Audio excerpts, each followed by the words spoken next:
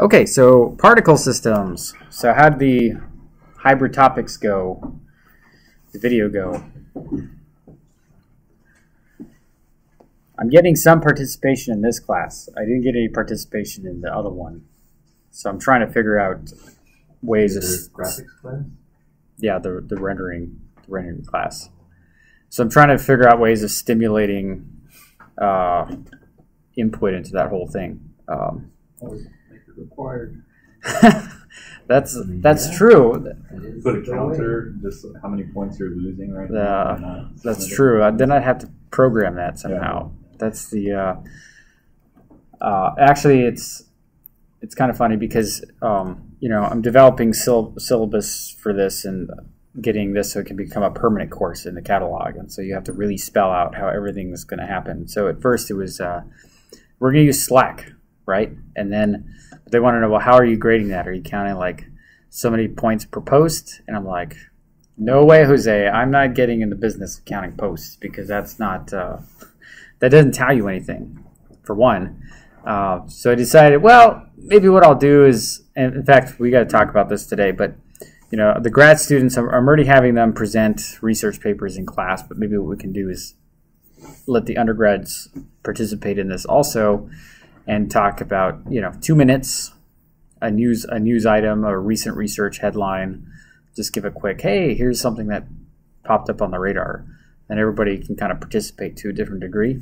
Or as an option, you could also present it on Slack and try to lead a little bit of a case study. Like, hey, here's this paper. What do you think about this item or in this item? And try to get people to talk about a subject. So I think it comes down to momentum. We just don't have a lot of momentum with 4 people, or I think we're up to 5 people. It's harder to get that ball rolling down the hill. Whereas this class, we have some momentum going, which I think is good. And so I think it'll get better as the semester goes. But you always have those initial hiccups. Okay, so going to the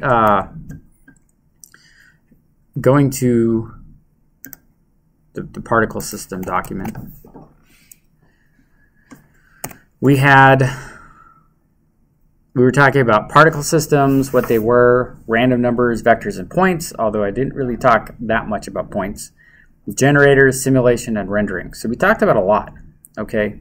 And so some of the activities that I was asking about is, okay, can you come up with a way to generate random points from a circle, from a triangle, from a point? So how many people have thought about this problem?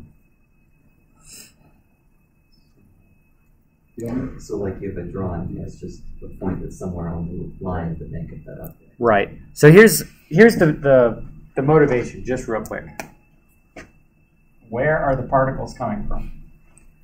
Okay. So we at this point in the video, we only really talked about the case of a single point in space. Circle should be pretty easy because you can just pick a degree. Right. And triangles very similar to how you had it for deciding the velocity vector in the video. You can apply the same thing to a random position within a circle. Sure. Everybody try to come up with a mathematical way of doing it? Or because we have there was a circle, a triangle, and a point. So how are you going to come up with those? And then is this like a 2-dimensional triangle, circle, point, or is this oriented in space? How is it how is this going to be most interesting to you, or maybe to a viewer? I was assuming oriented in space, so thinking about it as a source plane, I guess, and the particles coming off of it. We have existing model view matrix for it. Yeah. The only one I cannot figure conceptually is how you would get a bell, or what's the official? You're talking about the Gaussian distribution on a triangle. That was the one I could not figure out. I didn't write anything down for any of them, but all the other ones made sense. But that one I can't. Uniform is easy, but does that make sense to anyone else? The triangle's kind of tricky. The Gaussian, how you would have a for the most part in the middle of the triangle. Yes. how you would calculate that, especially if the triangle's allowed to be arbitrarily shaped. I mean, you can control the shape to some degree as well. sure. There's the barycentric coordinates too that could also that also is different. Or you could just do an inside out. Is this inside the triangle? Is this outside the triangle? And then just use a generic. We're just generating uniform points on a square or whatever shape containing it. You know. Using, like Gaussian for distance away from the center, the trick would be doing it like in a specific direction around it. Like you could use a separate distribution for that, or it's like normal, but You wouldn't want a Gaussian degree, otherwise it's the always same side as well. right there again, that would be because the direction you're picking would affect the maximum radius. So you'd have to calculate that first. Is there any good way of determining the best way to do it? Best. Make them all and which one's fastest. What looks good. Yeah. Whichever one looks good. That's typically the way it goes. Hopefully, maybe you can isolate it down to a few choices. You're not implementing every combination. Doing the Gaussian plus the triangle, or we're doing a uniform plus the point. Okay. The second question: what kinds of forces would be practical to implement in a particle system?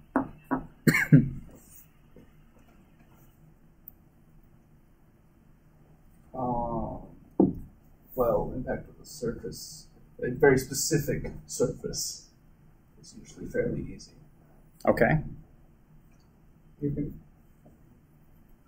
So you could work with forces like upon each particle initially from the generator, but like as far as like any type of collision, you're running very quickly into efficiency there.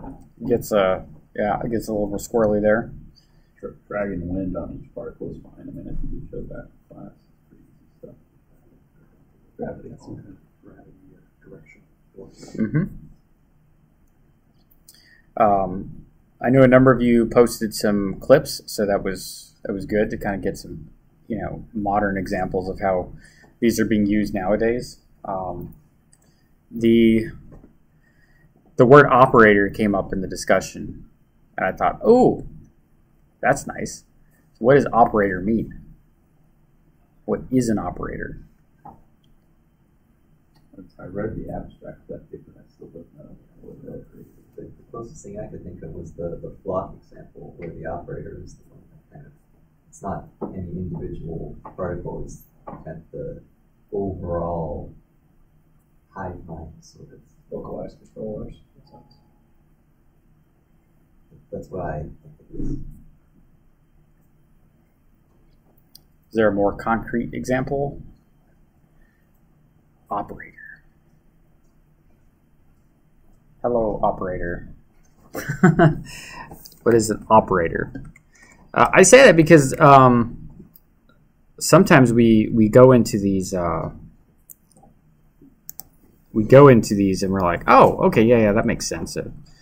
We have like mathematical operators like addition, subtraction. I just thought of the song. Yeah, the White Stripe song. No, that Jim Croce song.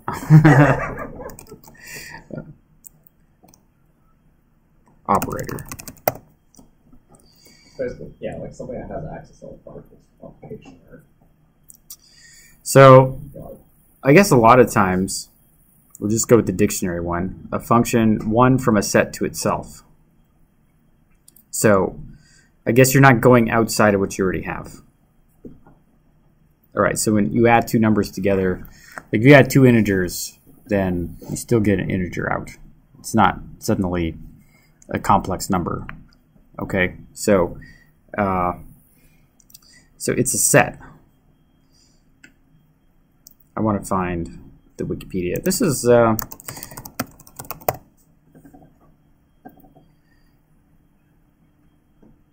go with the mathematical operator. We're probably talking about the mathematical operator, but just for instance, look at different ones. So we're not talking about an occupation. Nobody's like organizing, flocking, for example. Okay. Not talking about extensions for Firefox. This There's biology. This could be interesting, right? Sometimes it's helpful to look up where a word comes from. There's some good dictionaries like etymonline.com. See where it comes from. See what is the concept behind operator? One who performs mechanical or surgical operations. From late Latin operator. One who carries on business shrewdly. So, chances are we're dealing with a modern. Let's click on the first one. With a modern interpretation.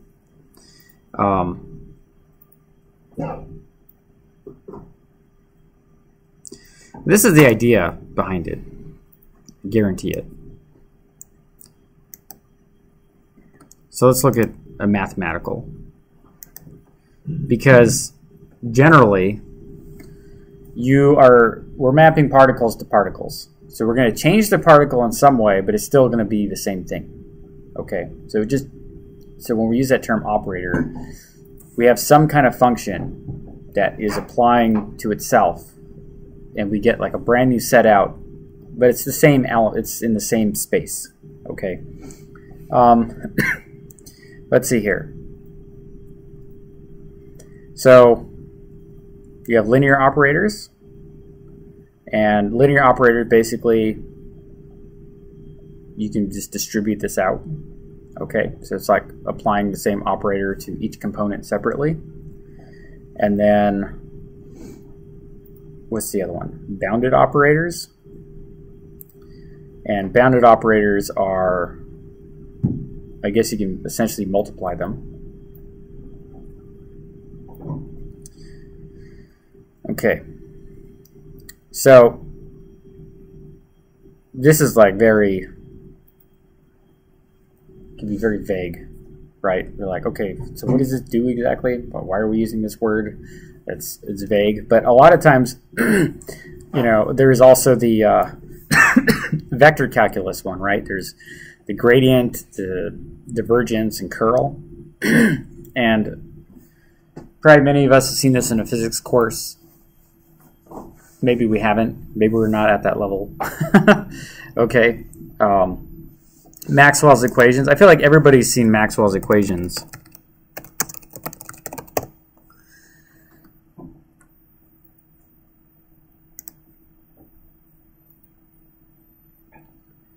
So let's find out where which is kind of funny because these differential equations, maybe you've seen these.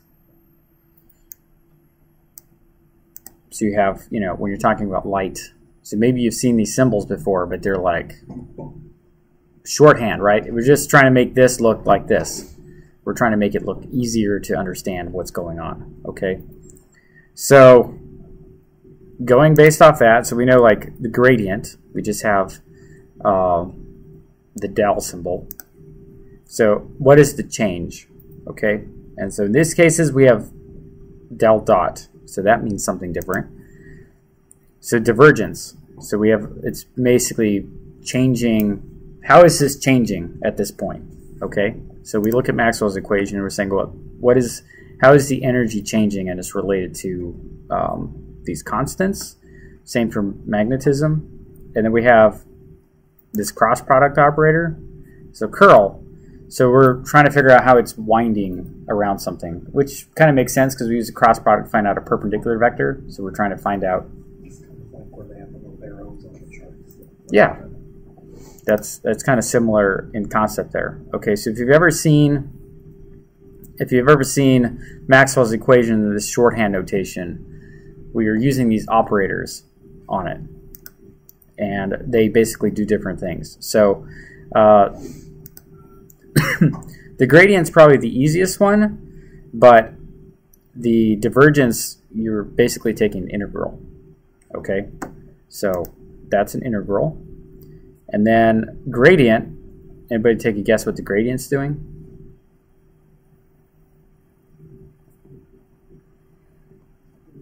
If you're in the AI class, this is going to become an important concept, gradient. What do we think the gradient's doing? We looked at the divergence, the gradient. What do we think the gradient's? We would think divergence is like an integral. Gradient is probably like a derivative. How is it changing? Okay. In calculus, a lot of times we're thinking about, like, okay, what's the change in respect to x? But a lot of times you have functions that are like dependent on each other. Okay. So a gradient's kind of measuring the change of all those functions at one time. And that kind of tells you where the whole system is going. Okay. So the gradient operator. And so multivariable generalization of the derivative. This kind of gets the idea, where, like what you're talking about, where you have these arrows and stuff. So a lot of times a gradient looks like this. So we can see over here that this blue spot represents a lot of movement away from this point, and over here we see a lot of movement towards this point. So you have like an attractor and a, what would be, it's kind of repulsing the, An origin and a sink. An origin and a sink, yeah. Okay, so there's that, and then the curl.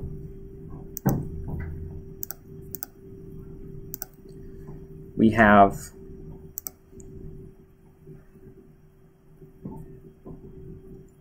this is like even more. We're trying to figure out what something's doing, but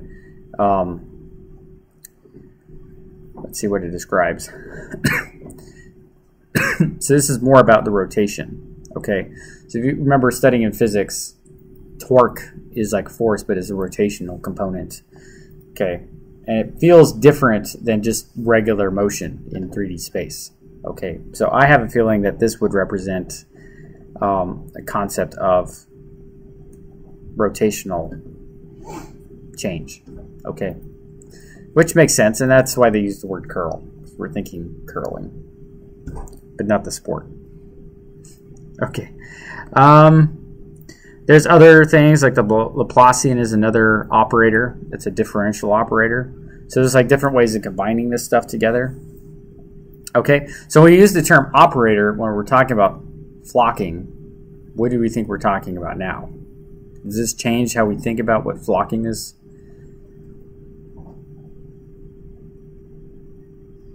Or why they're using that term operator in there? We could probably go to that paper just to kind of look at it and see what kind of flocking they're talking about.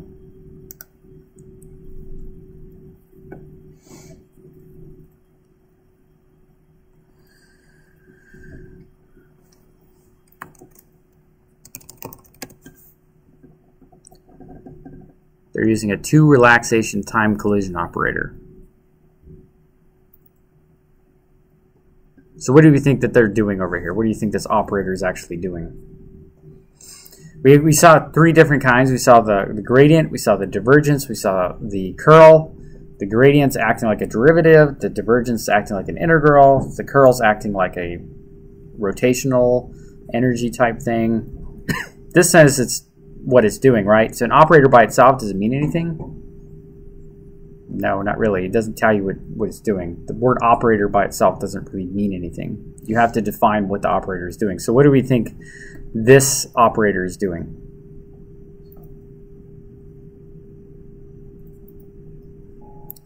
It's probably doing 2 relaxation time collision. Now we're like, okay, what does that mean, right?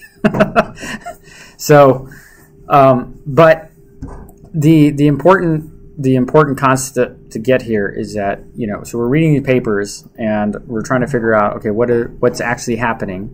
Okay, so we should try to understand what an operator is. And then there's the whole Lattice-Boltzmann model. And does anybody know what that is? I know what a lattice is. Boltzmann model. I don't remember what it was. So I remember, let me see if it's on one of my research papers. So when I was doing my MS thesis, I was really interested in fire and how to do that type of thing, how to simulate it. And so I was like, well, what are the different approaches for doing that? So I'm just trying to find something I think might conveniently have the original reference.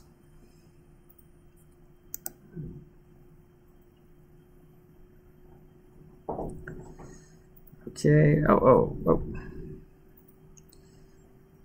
Okay, classical lattice system. Lattice Boltzmann.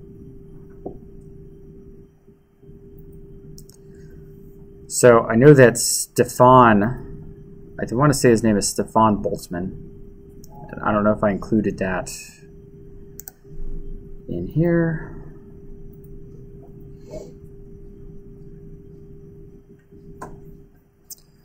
I probably included it in my, I know that there was these 70s papers that were really hard to get. Let's take a look at this one. Two-dimensional classical lattice system. And this is relevant because we're going to be, I want to say that Stefan Boltzmann was,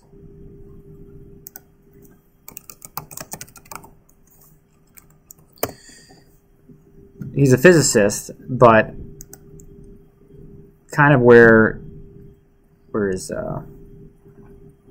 actually Stefan Boltzmann is it's two guys.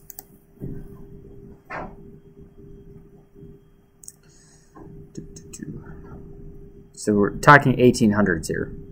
So Stefan, 1879. Boltzmann this is 1884. So let's see what he's famous for. Okay, so he's working on statistical mechanics, how atoms are basically working, and the idea here is that people were interested in simulating this. This kind of all goes back to the whole idea of like, can we simulate what atoms are doing?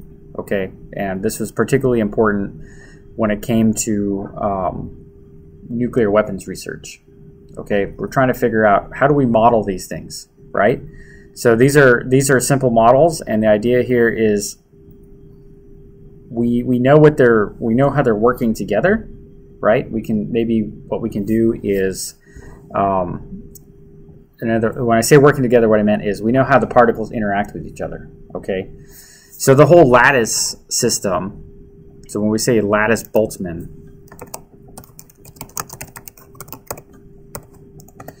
what we're talking about is a type of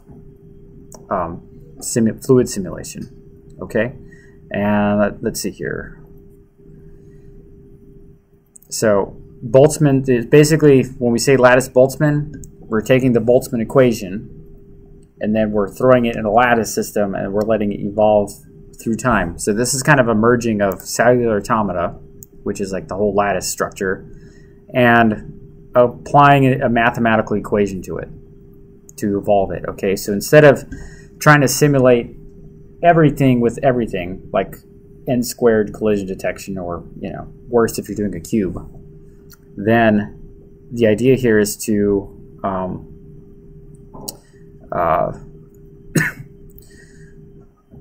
basically just kind of evolve it over time in a simpler data structure. Okay, so you have this lattice gas automata. So this is where the automata kind of idea comes from. And so here's a good video. Let me zoom this and restart it. Actually, it'll just replay over and over again. Okay, so we have a lattice, and now we're just kind of doing an operator every pixel, and it's probably looking at its neighboring cells and deciding what to do about it. And so you can see that by applying some very simple relationship, maybe it's just energy, how much energy is in this spot, then we can get a, so I can maximize that. Then what we can do is, you can kind of see the particles kind of flowing, but there's no particles actually flowing, it's just states. The neighbor states are communicating with each other. This is what's happening. And so now we can kind of see the diffusion happening. Okay, so that's what lattice Boltzmann's all about. Did anybody know that this is what lattice Boltzmann was before? Okay, does it make more sense now? How many people think they could actually do that? What's that?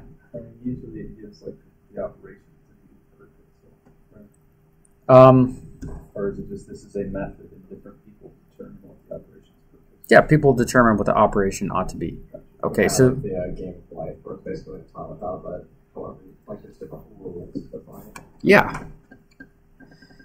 I don't have it with me today, but we could look up. Actually, what's this?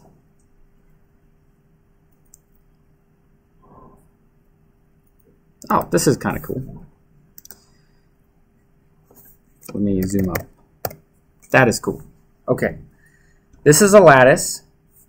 Now, what do you think that each cell is doing at each time step?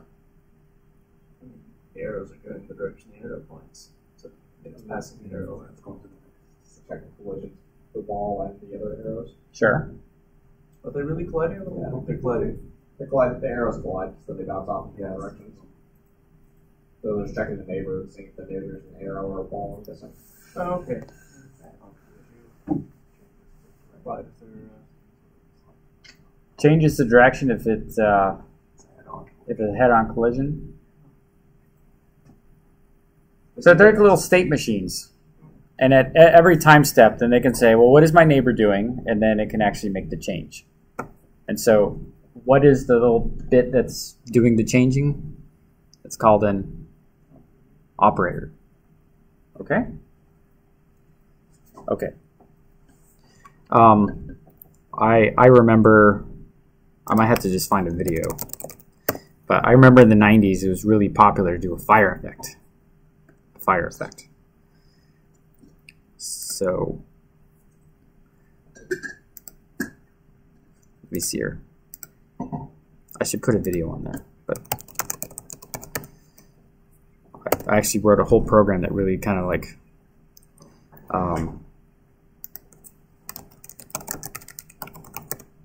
I don't 4 years ago. That's one way of doing it.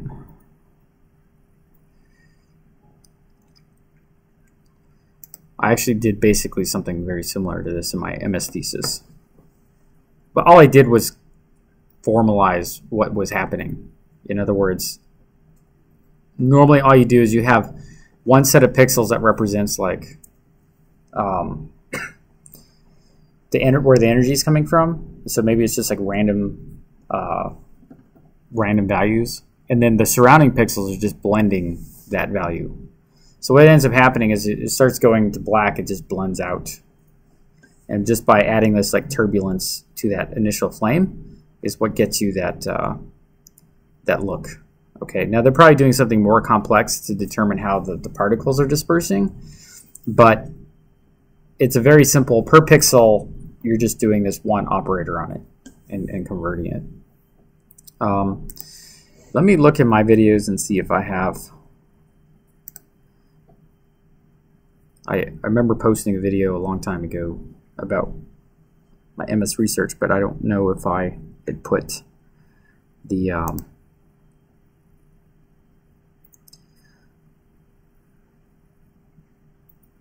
gotta go back. I don't know if I had. In this video, we present local dynamic radiance map. I want it quiet though. Okay. There's no. I'll put this full screen. I was basically trying to simulate light inside of an environment. So let me dim the lights. Whoa, okay. That works. What's that? There's the bunny, that's right. And the teapot. And a Taurus knot. Okay, so I was trying to simulate, the difference between using point lights. I was trying to make local lights look more interesting inside of a 3D environment. And so I was like, okay, let's play around with soft shadows. And I was learning about reflectance models. And the fire effect in the middle is using this like turbulence lattice Boltzmann kind of effect to kind of simulate what it looks like. And the whole idea here is I was trying to simulate the difference between isotropic lights and anisotropic lights. And so this was my anisotropic lights, where I kind of adjust the intensity of the light in every direction.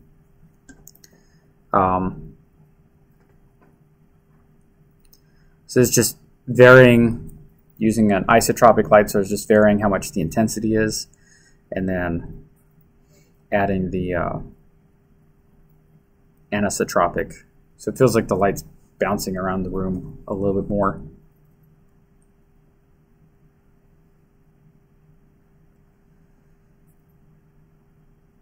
And then I had a way of like increasing the, or changing change the texture map so you can see what's going on. Yeah. What the Sponza atrium would look like if it was made of wood.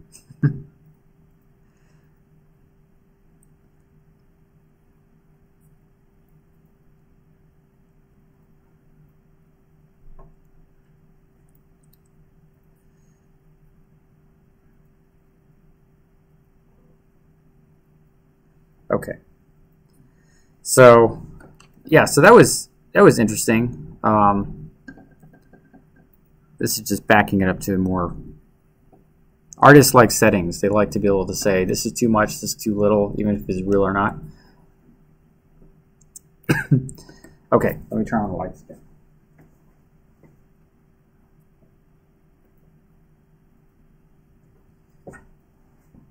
Okay, so the idea there, okay, is that with the, and maybe I could, hopefully I have an image. It'd be nice to show you an image as well. I like a zoom up of the,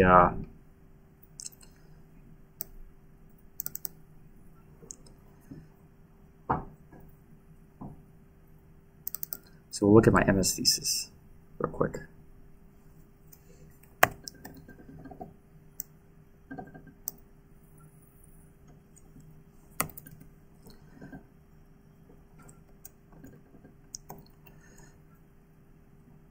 Because I did have the procedural fire. Is it page 91? So you'll see over here, and let me make this big. This is the operator. So I'm basically just saying, okay, within a certain pixel width, I'm just reading what's the one at the top, the one on the bottom, the one to the left, the one to the right, and I think maybe I picked one to, like, diagonal. And then all I did was just multiply it by like a coefficient that like reduced the intensity. So if you increase the life variable, then it would basically cause it to die out faster, and then the fire would be like, hard to keep maintaining. If you let it go longer, then the fire would progress, uncontrollably. So you're trying to figure out a way of doing that. And then down here is I just look up the intensity value in a lookup table. And the lookup table just looks like the spectrum you'd get from spectrum that you would get from a whatchamacallit.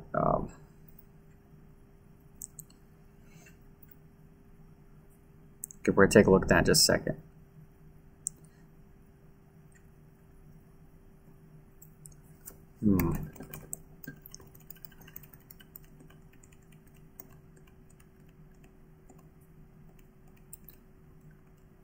The spectrum that you get from like a black body radiation. So it goes from like red to orange, yellow, all that. Okay, this was my work I did in high school when I was trying to make flames as like cool as I could. And so this was just using that. You just generate random pixels on the bottom, and you just let the system work its magic. So it looks like you got like an inferno going on or something like that. It's kind of funny. And then if you use different rules, like this one kind of like an artistic painted kind of look to it. Maybe I'll get it working for next time in class. But you can see over here that some of the issues you get are if you're using integer math, then it's like on the very bottom it's very rough looking. So what I did was, okay, let's work on improving that. And so what I did here was, now we're using floating point numbers, so it actually came out a lot smoother. And so by using a different, like if I use like a round dot in the middle, then it looked like a little flame like on a candle. And then if I increase the turbulence on that, like if I use Perlin noise and I kind of blended, you know, just let that blend in, then it would actually look crazier. So like maybe a bigger torch, you know. So that was, and then checking boundary conditions. If you're not careful, you start working on the simulation, and we notice over here on the edge there's a, you know, if I had moved the torch to the side on the simulation, then because that was the edge, it like let a you know a source keep flowing off the side. So you have to be, let's make that bigger so we can see. You see that if you don't have certain boundary conditions set, like the borders, then you can also get like artifacts. So over here I have like this extra flame on the side that won't go away because I didn't clamp the edges and just say, okay, if it's at the edge, make it die. You know, it doesn't get to keep going. Okay. At some point in the future, people are going to be able to date your work because of the window decorations. I can tell that's just, what's that? I said you can't do that already? I don't know. It's just kind of funny. I actually kind of missed that glass look. That was kind of a fun look for Windows. Okay. But this one's fine too. Okay. Anyways, so inside this particular algorithm, we're kind of jumping ahead a little bit because we're going to talk about lattice Boltzmann at some point. It just seemed like a fun topic to talk about initially, but the idea here is that what you could do is just jitter where you're starting everything out. You don't have to generate brand new Perlin noise or anything every single time. You just have to move it around randomly. Okay. All right. So this has changed your perspective on lattice Boltzmann. Does that help improve the? Now, how many people think they could implement a lattice Boltzmann algorithm? It actually seems really simple. Just loop over every cell and then just do some rule on that cell and then just go, you know, keep doing that over and over again. It's actually really simple. It's a very simple method. And so, yeah, they were using, you know, so one case is you could just, whatever law you're using, though, is going to kind of determine the behavior. So I think it's interesting how you could just kind of simulate something in a local area, and then you have this mass effect that's happening, like smoke or fire, without having to interact all the particles together. So I think that's quite fascinating. Okay, so going back to the slides, let's talk about particle systems. Okay. All right, so what is a particle system? Who invented it?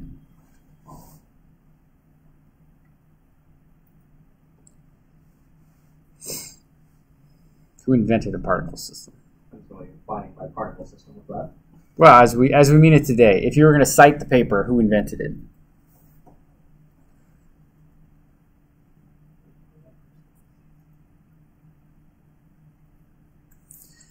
So we got Bill Reeves.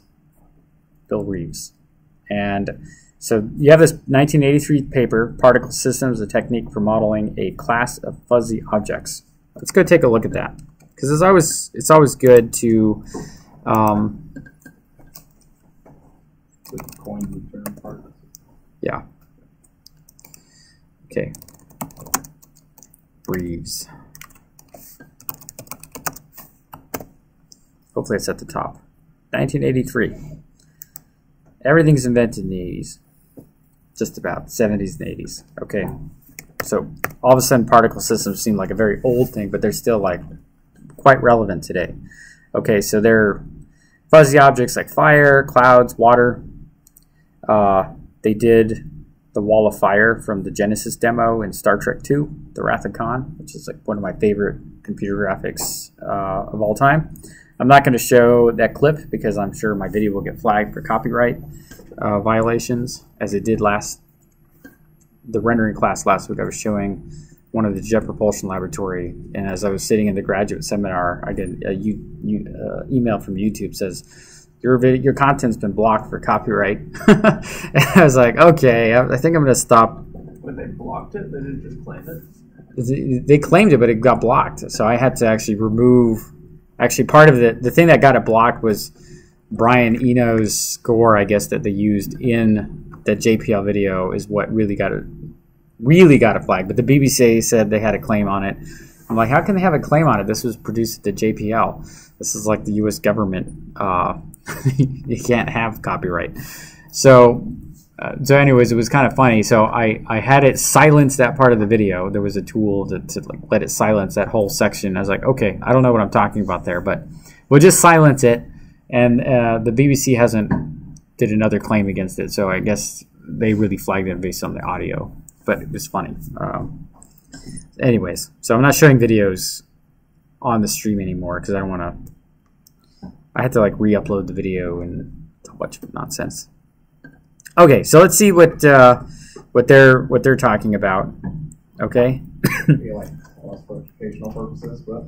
Well, I think it would have fall under the fair use clause, right? Because we were just watching it just to watch it. It was because we were critiquing it, right? So there was some fair use involved there. This is why a lot of people sometimes will want to show like a few seconds of something, and then that way it doesn't flag it. There's certain, so if you watch like the entire video, like if you were doing a movie class and you're streaming online, you decide I'm going to stream all of Forrest Gump for the entire class session, no talking at all, yeah, that would get flagged because it's like, okay, we're not seeing. But if you were like, if it was critical commentary the whole way, then that might be a different story. Okay, but even then, a lot of times you're, just like your research paper, right? You wouldn't just plagiarize like a whole paper and then say, and so that's what I think about that. It just wouldn't. That's section page 3. Right, it wouldn't fly. Okay, so Bill Reeves, he worked at Lucasfilm, so that's kind of his, and he also worked at Pixar. He still works at Pixar. This would be an excellent paper to read. This might even be, I should probably just call it like the assigned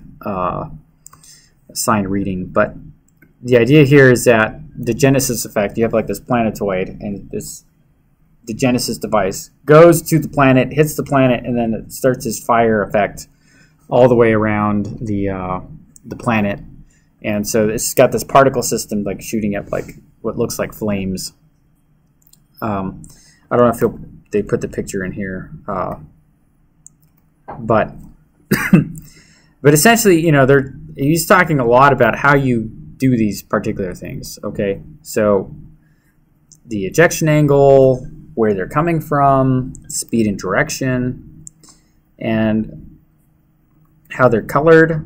Okay, so they're talking about, I guess they have several different levels of particle generators. Like you could imagine that maybe you have one, and when it dies out, maybe it spawns different ones. Like maybe if you're doing a firework, maybe it just doesn't die out. Maybe it turns into a smoke particle or something like that at the end. So there's ways of evolving these systems over time. Okay, so let's see here. They're using 25,000 particles. They have a frame in here. There we go. So there's the initial explosion, so you can kind of see. He said there was a touch of green in there. It's hard to tell because of the scan, but this is the way that the particle system kind of evolves over time. And so it just kind of spreads out.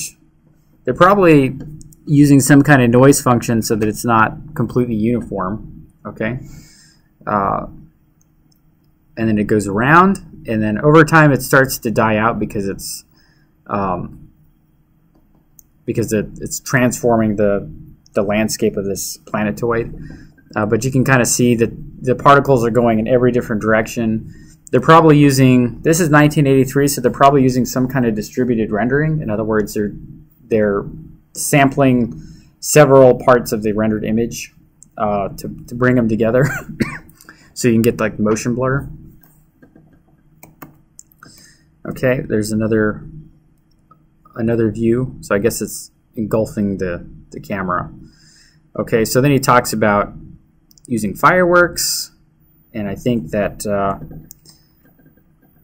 there's some firework effects. You can use this for lava, any number of things, different colors of fireworks, multicolored fireworks, line drawing explosions. They use this in Return of the Jedi. Let's see, do they put, is this a, let's see here. He's mentioning that. Modeling grass. Okay. Oh, what's that? Grass-like, okay. Thought I saw grass in algebra, but okay, so you use particle systems maybe to help kind of evolve plant growth. I think that's what he's basically saying. And research.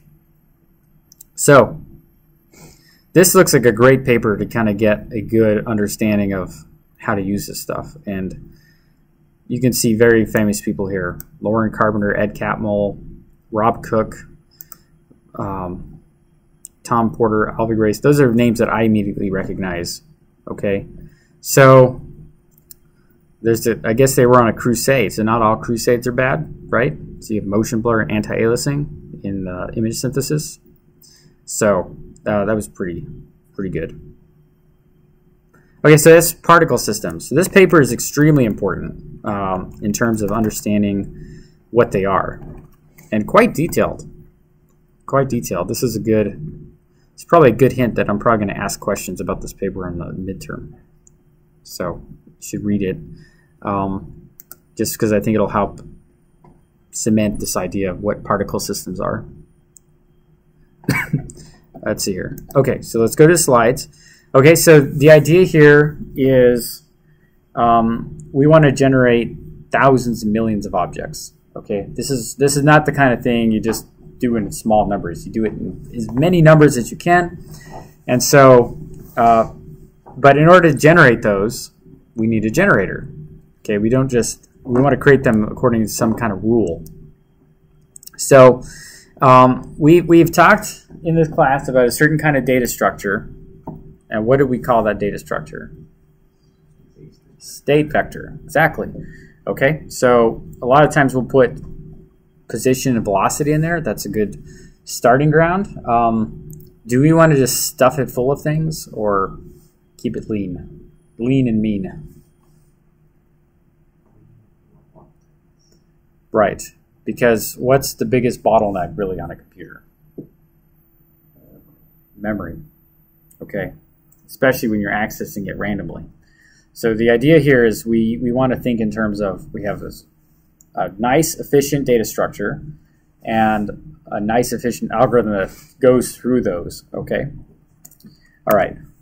So the next thing we have to think about with a particle generator is some way of generating numbers, okay? And they could be numbers, it could be points, it could be vectors. We need lots of random things, all right? So there was a warning in the book. Basically, don't call RAND. Now, how many have familiarity with RAND? Yeah? How many people would choose that? Well, not because I put this advice here, but how many people would just choose that to make random numbers?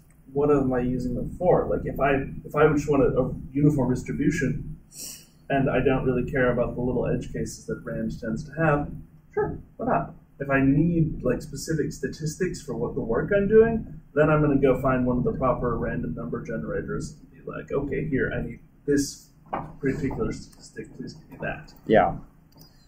If I just want pretty colors. So I think that, and I don't know if this is still true 100%. It's certainly true on some systems, but RAND is not guaranteed to be that good. It's not necessarily guaranteed to be uniform. It's not necessarily guaranteed to be Gaussian. Sometimes it's only going to generate numbers between like 16-bit numbers. So that could be an issue if you're trying to generate millions of objects, and you can only represent X number, actual values. Then you can kind of get repetition in there that maybe is not desirable.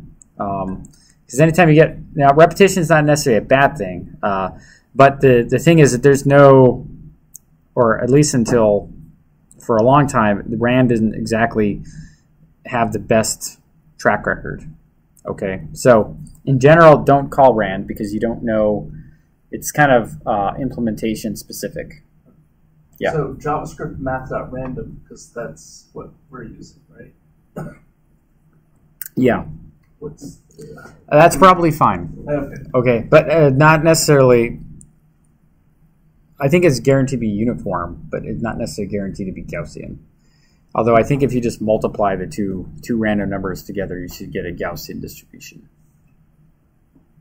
Which, right? How many people think that's wrong? It sounds wrong? It doesn't. It does not sound wrong. It does not sound wrong. What? I mean, it's worth. Okay, we have a die, right? It's got a choice of 1 to 6, right? And we have an even chance of generating, right? So uniform. Yeah. Okay. Now you roll 2 die. Then you get a pyramid structure. Then you get a Gaussian curve, right?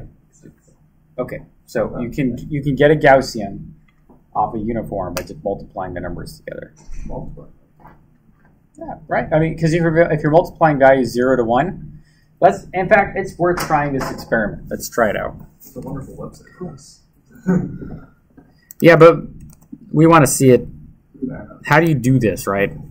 I could write a computer program to do it, but we need a graph. Okay, so I know. I'm just going to make a little sequence here. That's weird. Evenly distributed. What's up? If it does something weird for dice, let's see, but if we're multiplying them, yes. We're gonna multiply them, but let's generate 100 random numbers, Okay. and let's plot them. So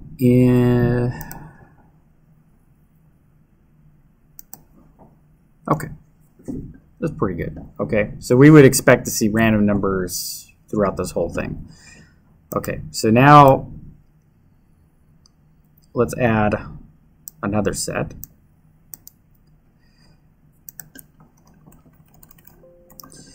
And let's see if we multiply these two numbers.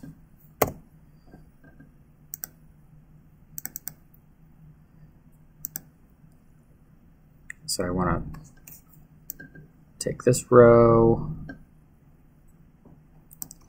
and this row.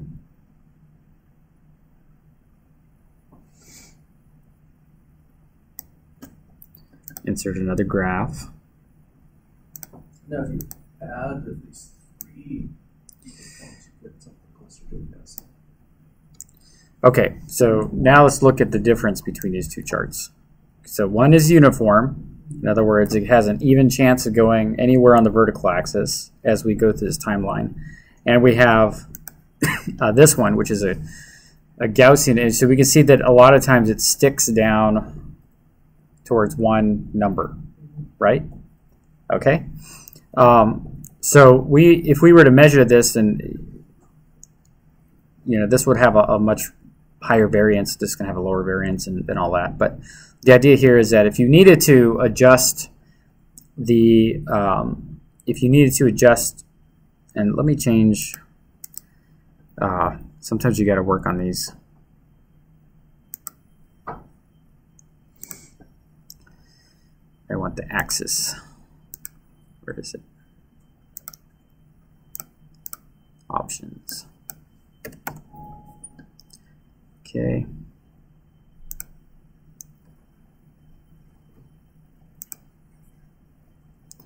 horizontal.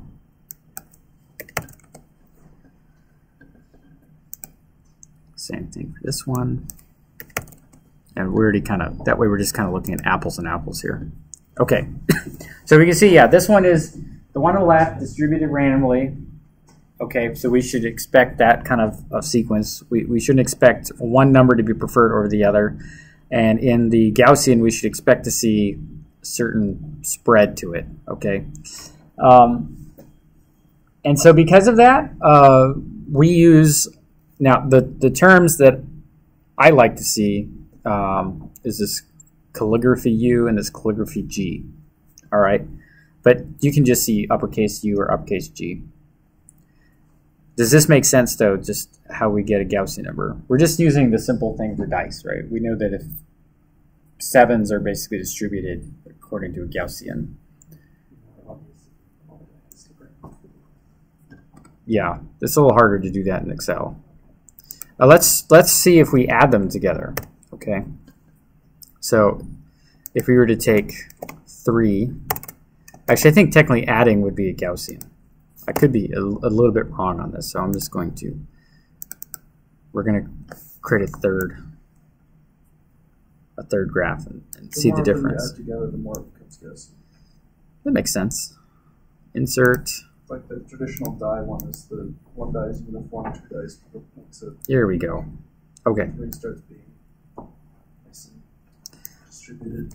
So we got a different. Now we got a different chart here. This is more Gaussian. I take it back. So.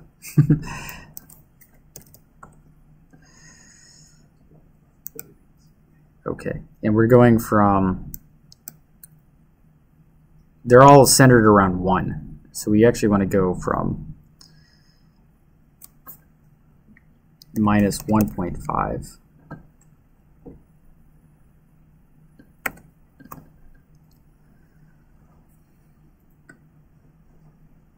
oh, I actually have a better idea.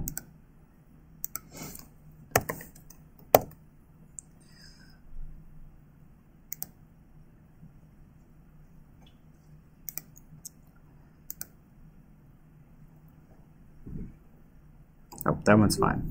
Apply that to the whole column. Yeah. I may have, but we're gonna just go -2 to +2.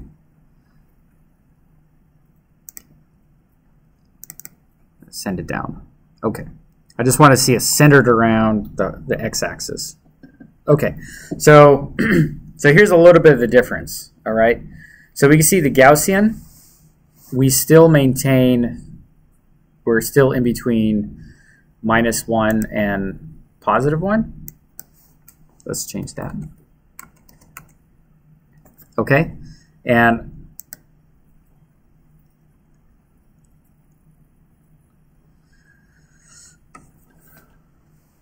so now we ask ourselves, okay, so we have different ways of generating random numbers.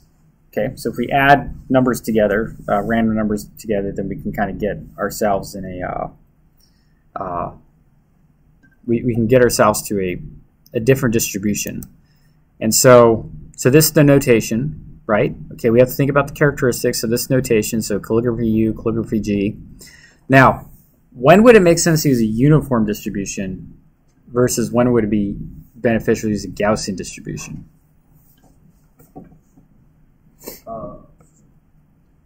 Well, I mean, the obvious thing normal is if everything in its range is supposed to occur equally, Sure. that's what a normal form. Gaussian, But real life example, like let's think about things we can visualize in our head. What things are distributed uniformly for Gaussian? Something we can all picture. I think it might be one of those range shower heads.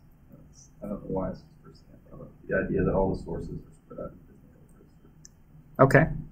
Yeah, I can't think of one. I want to try and find a link to a YouTube video. It's actually really fascinating. It's like one of those like little machines where like you drop a bunch of metal balls into it, and then like as they're like going across all the pegs, it basically just forms a Gaussian curve. That's pretty cool. I don't know. kind of tempted to say something about how certain things are colored, but I imagine that some statistician has done some wonderful theory of drafting up. It's like, really, it's all a Gaussian based around some weird kind of obsession. Well, what about the size of apples? Do you want to do uniform? I mean, we know that apples go between a certain range and a certain range, but are apples distributed uniformly? Like if somebody were randomly pick apples that have been growing for 6 months? Most biological populations are all Gaussian. Okay, yeah, that makes sense. Most of them are in the middle, and there's Yeah. crazy. Yeah, so you could even take height of people, right? If you're randomly generating people, then there you go. Maybe a guy at a shooting range who's not like a complete amateur can generally get in the center of the target. Generally get in the middle. Galton board is the thing I was thinking of. What's that? It's called a Galton board, Galton. Gallatin board. Okay. Somebody want to simulate one now? Yeah, that would be a good idea. That would be a good candidate for a simulation. So yeah, there are some things that says generator. I don't want you to just think we're just generating particles with position and velocity. Like I want us to be creative with this. Like maybe you're generating random apples for a bobbing game, right? A bob for apples game. You want to randomly generate the apples for the inside of it. So, you have one apple model. Can we get maximum bang for that? Can we generate a whole bunch of these? But they look natural, right? And so you decide to look up size of apples, could range from 2 inches to 6 inches. And so if you were to randomly generate between 2 and 6 inches, uniformly, it'd be like, that looks strange. That's not what we're used to. So a lot of biological stuff you can use a Gaussian for. And then uniform stuff, that makes sense for like a firework, right? We would think that uniform distribution of all those particles. But it doesn't necessarily have to be the case. So a lot of times, we haven't talked about every kind of distribution. What other kinds of distributions out there?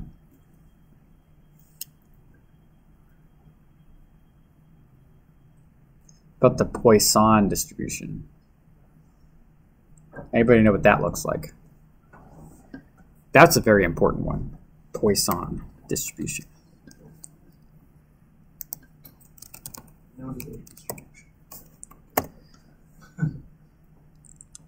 Maybe this is the one where I multiplied it, but let's just take a look at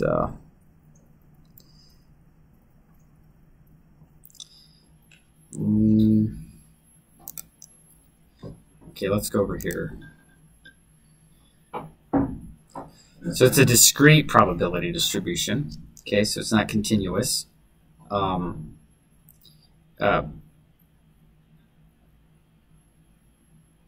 It represents different kinds of events. So, for example, they're saying, say, number of patients arriving in an emergency room, or number of photons hitting a detector at a certain time.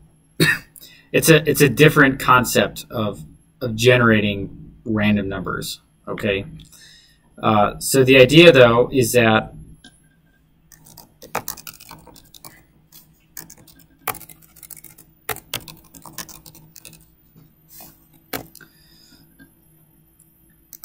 I'm trying to find like this. Just like if you're looking like a two-dimensional, okay, this might be like a Poisson distribution over this circle. And so it's not like a uniform grid, but it's also not got a lot of structure to it. There's some randomness to it, some variation to it. And I want to say that if you generate uniform random numbers on the x-axis and uniform random numbers on the y-axis, that would generate like a Poisson. In fact, we can go to our Excel. We have lots of random numbers we could be plotting. So let's take a whole bunch of those and insert another scatter graph.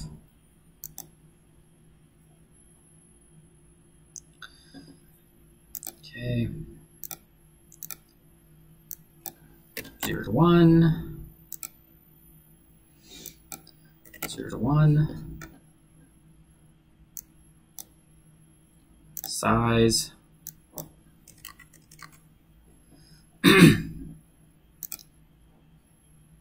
Yeah. With only 100 points, it's pretty evenly distributed. Well, they're not. Let's see here. Just trying to move this up here.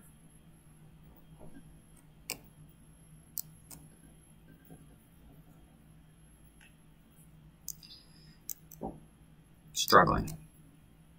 Got to do a little bit at a time. Okay. So there's, well, I guess going back to the whole Poisson distribution. And there's a few others, but Poisson comes to mind because I knew that computer graphics, the idea is that they're more or less evenly distributed with each other. Okay, so the more evenly distributed they get, like you have some that are clustered, some that are more or less independent, some that are regular, and So independent in this case would be a uniform. Right. And so sometimes that we're after like maybe that's not desirable because there's too much clustering going on. Maybe that's too much clustering. So I'd like something closer to that. That feels like it's more spread out. It's a little more random. Okay. In previous classes, I had talked about using different like jittering examples. Let's see here.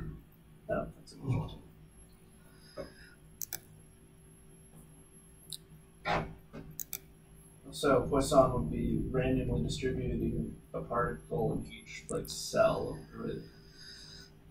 Yeah, I think so. I'd like to find where it actually we can kind of see that very easily in the mathematics. So there's the probability of it happening. I'm not so much interested in the probability as to like how you generate that. Let's see here.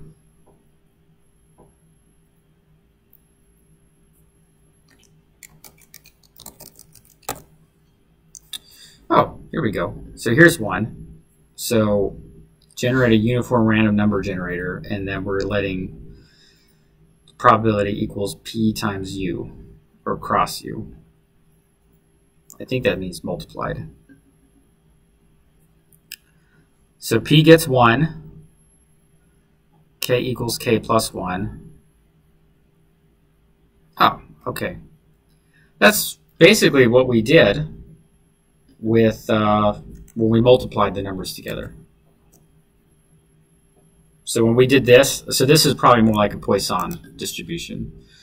So I think maybe the general case, and I'm going to look it up and clarify that because I don't want to teach you something bad. But it looks like if we add them together, we get a Gaussian. If we multiply them together, we get a Poisson or a Poisson-ish distribution. And if you just generate them randomly, then the chances of them happening are always the same. But if you recall, like the Poisson distribution, like if we were talking about number of earthquakes greater than a certain size, this kind of seems to make sense. You have lots of earthquakes that are smaller in size, and then occasionally you have a big one that happens. Okay, and with the Gaussian, you know, it's kind of centered around a mean value, and there's a variance that goes on each side. So how spread apart are the numbers?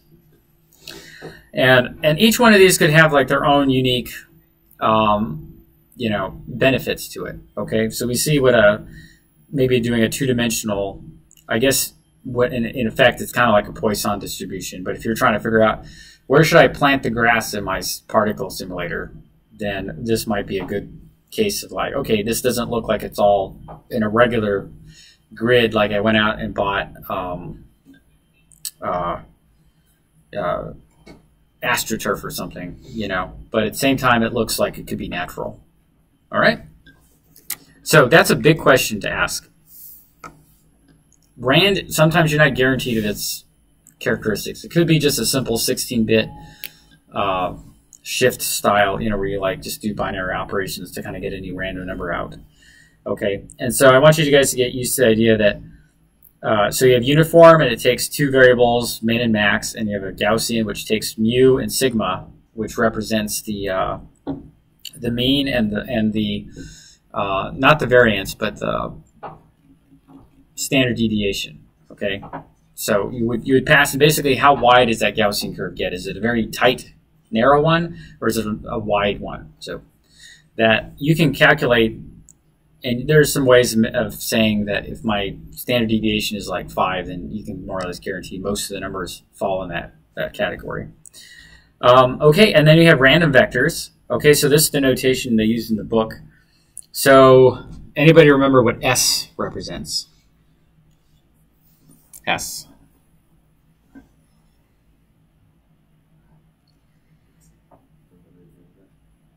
Yeah. So that's the random number on a sphere, the random direction on a sphere. Okay, so if we call S, capital S, bold capital S, then we're saying, give me a random vector on a sphere. Okay, so you could probably just generate a uniform number, X, Y, and Z, and normalize it, and call it good. Then we have, now that's great if you're trying to find just a random direction, but what if you're trying to find a random direction in a direction? Now it's like, oh, this is becoming more complicated, right? Because which is more useful? Probably the directional one. You know, a lot of times you want to funnel your stuff in a certain direction. Like if you had a hose and you're trying to simulate water coming out of a hose, you know, you want to get some water particles leaving this hose more or less in the same direction that the hose is pointing. And that's, if you're doing this with a sphere, I would imagine that you'd have to kind of maybe do a dot product and say if it's within this angle, then kill it. And but in that case, you're like throwing away lots of work, you know. So it'd be nice to come up with a way of generating a vector that's in the same direction. I know the main vector, the way the hose is pointing, and I just generated a distribution based on angles off of that. Well, that's what we're going to talk about. Oh, okay. Because that's easy to say, but that's not like, okay, how do you sit down and do that? Okay, so we're going to look at this real quick. Okay, so the random vector, this is simple. We can calculate theta and y. So here's our normalized vector, and I forgot to mention what R is supposed to be about, but I don't have my book with me, and I don't 100% remember it. It has to do with like the radius, I believe. So if you're trying to make it like an ellipsoid or something, I think. Okay, anyways, actually it might be that R is a normalizing constant, so that the vector happens to be a length of 1. Okay, but cosine, so we basically just say, give me a uniform random number from negative pi to pi, and that gives me my theta. So how far away are we from the on the disk, and then the y vector is just a uniform random number between negative 1 and 1. So where is it? So that R must be a function of, yeah, that's the radius of the, yeah. Okay, random unit, we're trying to get here. The other one's easy. That's just 2 random numbers. Where are you in the sphere? You could generate the vector, no problem at all. That's like asking for a O1 algorithm. You know, it's like, there you go, here you go, here we go. Okay, now we have a direction W. That's the direction we want to go, and we have a distance delta that we are saying we would like to be about this far away from this vector. Okay? And so we're talking about a 3D vector. Yeah, at most this far away. Okay, so here's the picture. We have a vector W going in this direction. And we more or less just want to generate, you can imagine a plane that it's on. We want to generate random, like in a cone. Okay? And we want them to be uniformly distributed. So we're going to get random numbers that look like that. That's what we want. Okay? So working out backwards, this is so we're working backwards here. We're saying that our final vector is going to be some matrix times whatever our initial thought is. Okay, so then we had to look at, okay, well, what is our initial stab for a direction? It's almost close to the sphere idea. Okay, except that we're using 2 variables, so we have theta and phi. So theta and phi, we pick theta to be uniformly distributed. Now phi is different, okay? Phi is different. We actually multiply square root f times delta. So delta is how far we want to be, and the square root f number. And so I'm just kind of describing my experience reading the book, right? So I'm like, okay, so what's f? What's the next catch, right? So, because it seems like, oh yeah, just generate a matrix multiplied by some initial offset. Okay, there's a catch. So we have to figure out what f is supposed to be. So with f, we can pick it to be a uniformly distributed number between 0 and 1. So we take the square root of that and multiply it by our input delta. All right? And then we have to generate this matrix now. So we have generated this initial vector, and now we want to generate this matrix. So what do we think the matrix is going to do? What is the purpose of this matrix?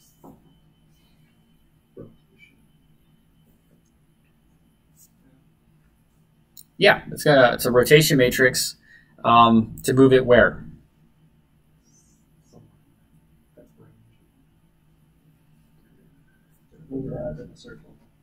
Right. Well, what we want to do is we want to point it in the direction of W. Okay, so the whole purpose of this matrix is to point these random numbers we just generated in the direction of W. So this is actually really simple, and you have to convince yourself that it is. Okay? The reason I say that is because this is the kind of thing that comes up in computer graphics all the time. Just understanding this concept of a matrix being an x-axis. Basically, it's like an x-axis, a y-axis, and a z-axis. Okay? And so a lot of times you're trying to move things in a certain direction. So the first thing we pick is that the uz vector should be w. Why would that make sense? That's where we want to point. Okay? The second thing is, yeah, there's like another catch. I set this slide up deliberately, so it's like there's another catch, there's another catch. What else do I need to know? So now we have this magical vector called A, which we'll talk about in a second. That's the cross product with Z. Okay, so what do we think that this vector A represents? If we're trying to find an x-axis, what do we think this A vector represents?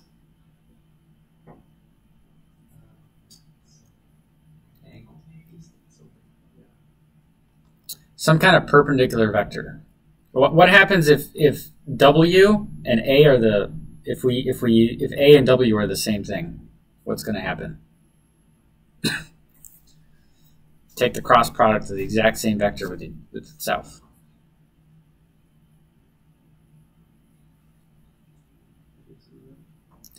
Get 0. What does that mean? Parallel. Now, in the next step, we're going to take the cross product again between the, there's a typo there. It's supposed to be x. Okay, so we're gonna take the cross product between z and x, and now what are we getting?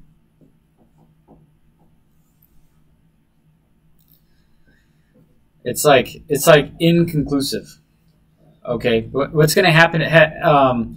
So maybe you've played with generating, or maybe you've played around with some kind of 3D controller, right? You have an object, maybe it's a cylinder, okay, and you can move around it, okay, and then you can also tilt up. Now, what happens to this angle if you're tilted all the way up?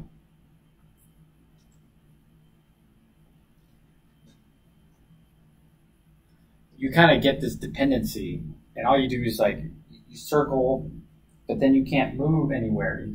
You don't know how to move away from the top with that set all the way up here. Okay. So what we want to do is we want to prevent this. So if you take the cross product between two parallel vectors, you don't get another vector. You get the 0 vector out. Okay. And a 0 vector tells you what direction? No direction. We have no idea what it is. Okay, so now we're going to take a vector. We have no idea where it's pointing because it's 0. And then we're going to cross product with another vector. What's going to end up happening to our matrix?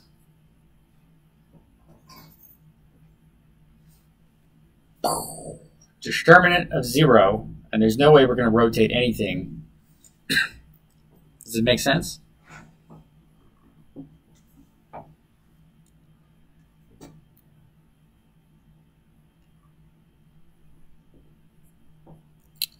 So let's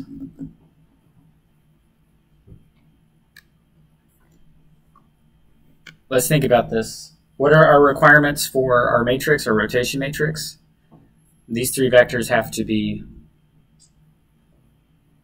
orthogonal. I heard that word. Orthogonal. Okay. They form a new basis. Yeah, it forms a new basis. Now, if one of these happens to be 0, do you have a basis? The other ones can't be orthogonal to it. Okay, so we need to pick a magical vector A, and for the most part, we could just pick, say, 1, 0, 0. So we're picking an x-axis, right? Most of the time, you just pick the x-axis, unless you happen to be pointing in the x-axis direction. Okay, so we're going to check W, and we're going to make sure we're not pointing in the same axis we're about to do the cross product with, because we're trying to create an orthogonal system here.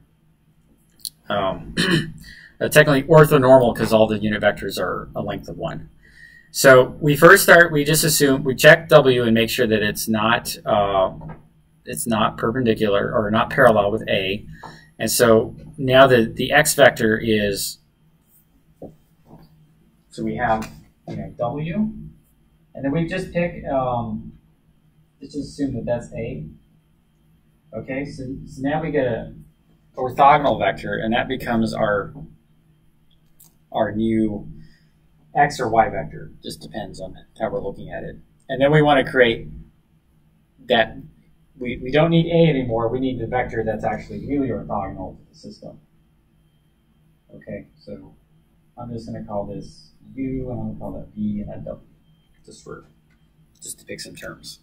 So we're trying to create an orthogonal matrix, rotation matrix, pointing in the direction of W. And now what we can do is, when we multiply this new vector out, that we came up with this initial guess. And all this is doing, essentially, is if you can imagine this to be, these two things to be parallel or perpendicular to each other,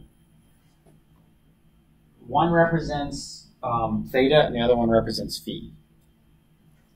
Okay. So all we're trying to do is just spread this out over a rectangular region, and then we're trying to use this new matrix to rotate it so that it's pointing in the direction of W. Now, if we want to use a Gaussian distribution, then it turns out that we can actually just change this f. Instead of f being a uniform variable between 0 and 1, that we can use 0 to delta over 3. And that'll give us a Gaussian distributed unit vector. I'm going to try working up an example for this so we can visualize this, because I think it would be helpful. Okay, so generators. We talked a little bit about this, what would it take to create these new particles out, but let's make it a little more complicated. So you could have like a uniform generator. All it does is just like if you turn on a hose and you're just spraying water out, it's just a constant stream coming out, okay? But what if you didn't want it to be a constant stream? What if you wanted it to be just an initial, you just turn on the water real quick to get some particles out there, and maybe really the whole effect is about seeing how water spreads on the ground based on how much you turn on the particle system for. So in that case, you don't want the initial generator to just keep going and going and going. Maybe you want it on an interval. So maybe you have, you turn the water on and then off, on, then off, on, then off. So you got like a pattern going. Maybe like steam coming out, Maybe you've seen video games where they have like different things, steam will come out every so often. Okay, so that might be on an interval, and then we talked about the continuous stream. And then we talked about a little bit, we hinted at omnidirectional, like a firework, right? Particles going in every direction. But they could also be directed, so maybe we want like a disk or something, that's where all the particles are coming out of. Okay, I'm going to talk a little bit more about simulation next week when we talk about particle choreography, but the idea here is that we don't want to be doing not smart stuff. Like when you're using your generator, it's not the time to call new and delete, because you don't need to be like causing huge memory disruptions. So you generate all the particles that you want before you do your simulation, and then you delete them after you've all finished.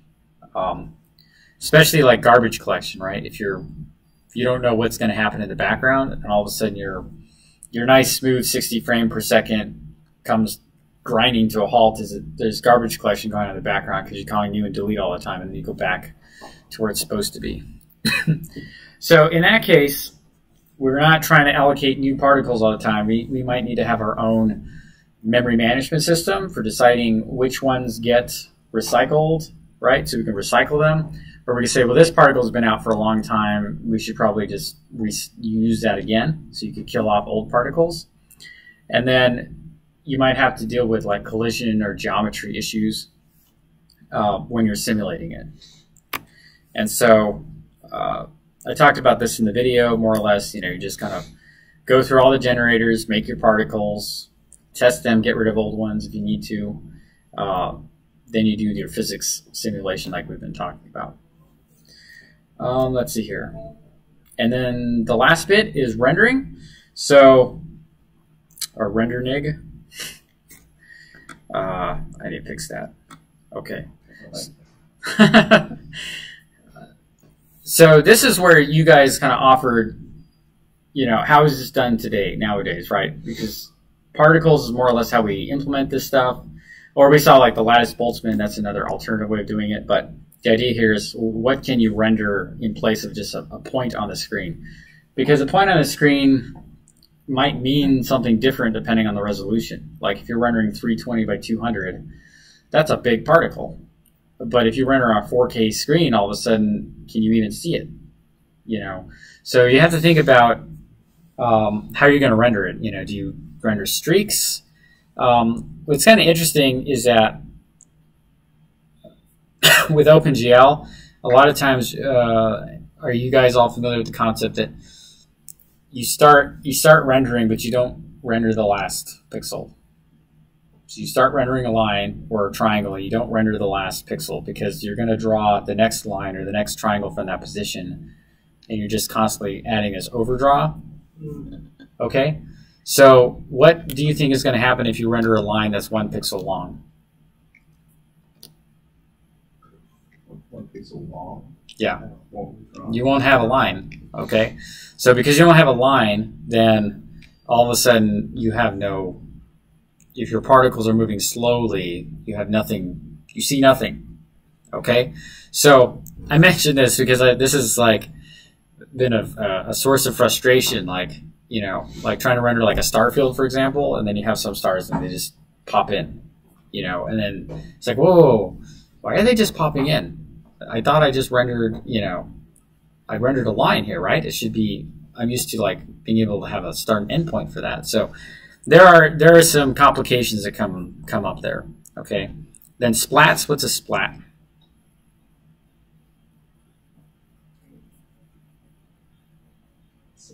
Splatter. Yeah. It's kind of like, remember we were looking at Bill Reeves' paper, and he's talking about fuzzy objects. So a splat, a lot of times, if you've ever seen that, like, they just use like a bright spot and it just kind of goes off to transparency. So it looks like a glowing orb of some kind. That's like a splat, if you kind of think of that. And of course, you can make that more complex and until you can eventually just, well, you might as well just call it a sprite at that point. So you have like a different kind of brush and stuff. And then volume rendering is where you generate this whole particle system, but then you want to render it to look like a fluid or, some other things. So you may need to use like marching cubes or something to kind of reconstruct a 3D model of that of your particle system. So particle systems can be used to generate things that are not particle looking, but you might want to use those for smoke or different things like that. Or maybe like water splashes, right? Splashes off a water simulation might need to be generated with a particle system. But you're not going to render it like it was like a point in space. Okay? Okay, so the next hyper topics I'm working on is the particle choreography, which I think is a cool term. I like that term. So I'm gonna work on that, and it'll be up on Thursday. And then I encourage you guys to talk about the questions, and I'll probably assign the Bill Reeves paper for some of the reading on that, and maybe another paper. So please discuss and brainstorm how this stuff kind of works on Slack. Okay, well I think that's it, and it's time for the graduate seminar. Anyone know where the AI paper presentation schedule is? Because I'm either today or tomorrow, I think. Oh, well, I can tell you I never that. seem to find it. Well, it's hidden. Oh, okay. I don't want names on GitHub. That's That's the problem. well, I was hoping there was a Slack link somehow. Just like, I guess I could post something like that, but let me take a look for you real quick. What's going on, folks? Good. How are you doing? Good. is there, How's married life treating you? That's it. Distracting too. I think it's Depends. distracting in a great way. I think it's distracting in a great way. Yeah. Well, depends on like your circumstances. Mine is like I'm not getting this any faster if I keep lollygagging around. You just have to adapt. That's all it is. Adapt. Conquer. Okay. Once I show you guys the disappointment, well, some disappointment results today. You are on Valentine's Day. You're on Thursday. excellent. Yes. Because my brain was like, it's the 12th. And I was like, no, wait, no. I was going to send it the 12th. No, You sent it the day after.